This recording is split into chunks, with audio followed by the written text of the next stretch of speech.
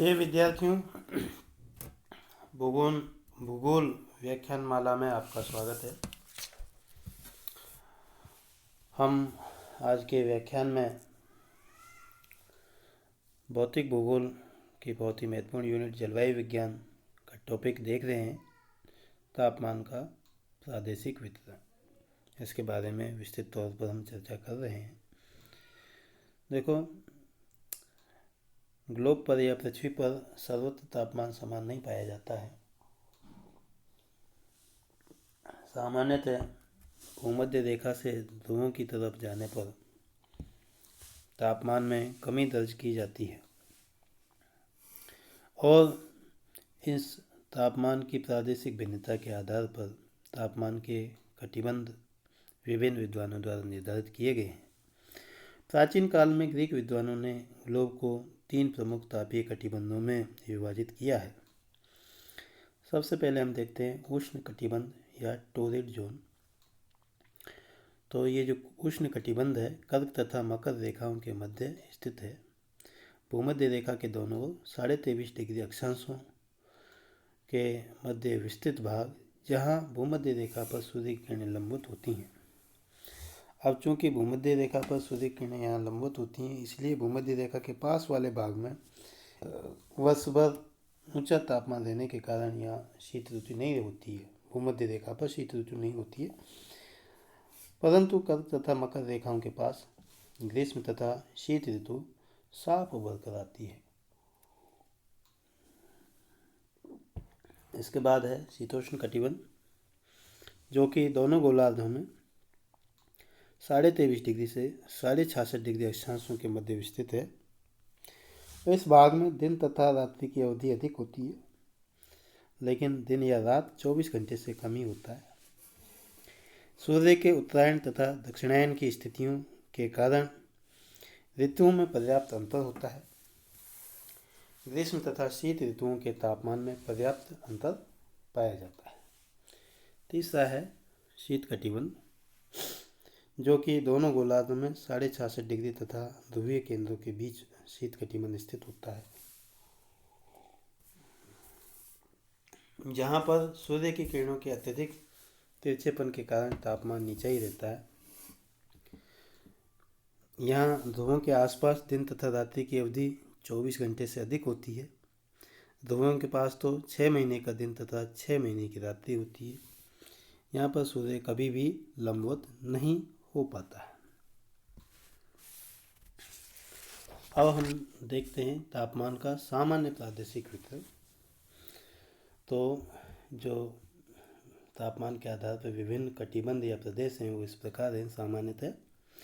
सबसे पहले है विषुवत रेखीय प्रदेश, जिसको भूमध्य रेखीय प्रदेश या इक्वेटोरियल रीजन भी कहा जाता है। विषुवत रेखा के दोनों ओर 5 डिग्री अक्षांशों तक यह विस्तृत होता है। यहाँ पर दिन और रात बराबर होते हैं, 12 घंटे का दिन और 12 घंटे की रात। वह सुबह तापमान ऊंचा रहता है। उच्च तापमान के कारण वायु में नमी रहती है। यहाँ की जो मुख्य विशेषता है, ताप अंतर न्यून होता है। फिर है अंतरा उष्ण कटिबंधीय प्रदेश, जो कि दोनों गोलार्धों में 5 डिग्री से 12 डिग्री अक्षांशों के मध्य विस्तृत है। यहाँ वर्ष भर ऊंचा तापमान होता है, लेकिन ग्रीष्म में शीत ऋतुओं के मध्य स्पष्ट अंतर दिखाई देता है। तीसरा है उष्ण कटिबंधीय प्रदेश, जो कि दोनों गोलार्धों में 12 डिग्री से 25 डिग्री अक्षांशों के मध्य विस्तृत होते हैं। यहाँ निम्न अक्षांशों से उच्च अक्षांशों की ओर तापमान घटता जाता है। गर्मियों में दिन की अवधि 14 घंटे और रात्रियाँ 14 घंटे की होती हैं। ग्लोब का उच्चतम तापमान यहीं पर अंकित किया जाता है। कर्क तथा मकर रेखा इन अयनवर्ती प्रदेश कहते हैं, इनको ट्रॉपिक्स कहते हैं। यहाँ पर ग्लोब का उच्चतम तापमान अंकित किया जाता है। अगला है उपोष्ण कटिबंधीय प्रदेश, जिसका विस्तार दोनों गोलार्धों में 15 डिग्री से 45 डिग्री अक्षांशों के मध्य होता है। यहाँ सूर्य की किरणों के अधिक तिरछेपन के कारण सर्दियों में तापमान बहुत ज़्यादा गिर जाता है। फिर है शीतोष्ण कटिबंधीय प्रदेश, जो कि दोनों गोलार्धों में 45 डिग्री से 66.5 डिग्री अक्षांशों के मध्य स्थित है।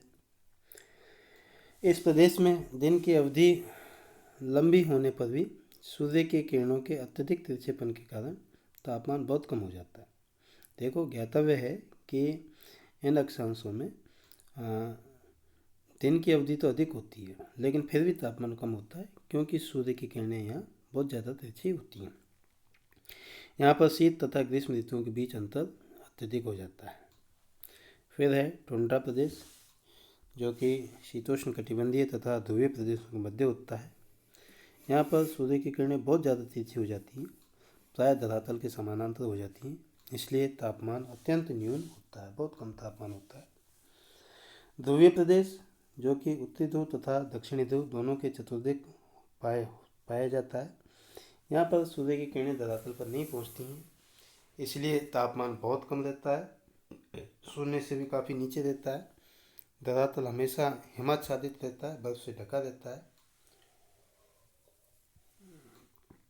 और ये जो प्रदेश है ध्रुवीय प्रदेश, यहाँ पर दैनिक तापांतर नगण्य रहता है। तो हमने यहाँ इस व्याख्यान में तापमान का सामान्य प्रादेशिक वितरण के बारे में चर्चा की है। हमने देखा कि प्राचीन ग्रीक विद्वानों ने ग्लोब को तीन तापीय कटिबंधों में विभाजित किया है। उष्ण कटिबंध, जो कि कर्क तथा मकर रेखाओं के मध्य स्थित है। शीतोष्ण कटिबंध 23.5 से 66.5 डिग्री तथा शीत कटिबंध 66.5 से ध्रुवों के मध्य स्थित है। लेकिन इन जोन्स में टेम्परेचर जोन्स में तापमान संबंधी पूर्ण विशेषताएं समावेशित नहीं हो पाती हैं। इसलिए जो तापमान का सामान्य प्रादेशिक वितरण है वो इस प्रकार से है। भूमध्य रेखा पर विषुवत रेखीय प्रदेश, उसके बाद जो है क्रम से दोनों गोलार्ध में अंतर उष्ण कटिबंधीय प्रदेश है, उष्ण कटिबंधीय प्रदेश, फिर उपोष्ण कटिबंधीय प्रदेश, तत्पश्चात शीतोष्ण कटिबंधीय प्रदेश, टुंड्रा प्रदेश और ध्रुवों के समीपवर्ती ध्रुवीय प्रदेश। तो हम तापमान के इस वितरण में देखें तो सामान्यतः सर्वाधिक तापमान अयनवर्तीय प्रदेश यानी कि कर्क तथा मकर रेखाओं के आसपास पाया जाता है। अधिकतम तापमान यहाँ पर अंकित किया गया जाता है, जबकि न्यूनतम तापमान जो है ध्रुवीय प्रदेशों में होता है। तो ये तापमान का सामान्य प्रादेशिक वितरण हमने चर्चा की है। धन्यवाद।